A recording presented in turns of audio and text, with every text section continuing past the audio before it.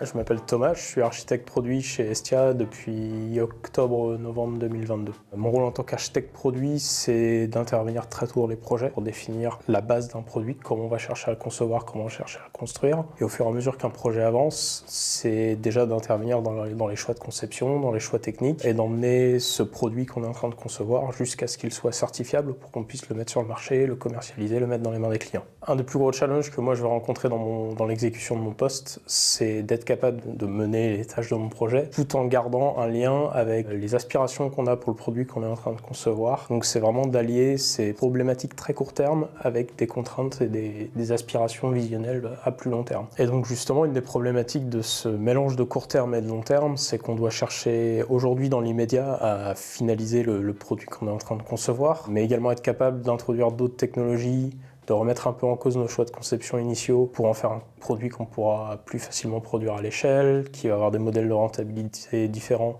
quand on vise le grand public que quand on vise le professionnel. Ce qui est très enrichissant dans l'équipe qu'on a pu former chez Estia et qui est vraiment un des axes forts de notre culture d'entreprise, c'est déjà l'ouverture d'esprit de chacun. On exerce tous un métier différent. C'est pas pour autant qu'on n'a pas des conversations extrêmement enrichissantes où on se challenge les uns les autres sur nos approches, sur nos choix techniques, sur nos façons de faire. Cette ouverture d'esprit, elle est vraiment très importante et je trouve qu'elle amène beaucoup de raisonnement sain, de challenge intellectuel dans ce qu'on fait. Ce qui est plus atypique dans ce qu'on fait nous sur du produit physique, c'est la façon dont on s'organise qui est beaucoup plus proche de ce que nos collègues au logiciel sont habitués à faire, avec une organisation agile sur des sprints de 1 à 2 semaines, ce qui est assez inhabituel dans le monde du matériel. C'est-à-dire qu'on va chercher très vite à mettre en place une première solution, peut-être moins complète, moins parfaite, mais fonctionnelle, sur laquelle on pourra tester, améliorer, construire, comme on le fait en logiciel. Ce qui m'a attiré, c'est justement de rejoindre Estia parce que ça m'amenait aussi ce challenge.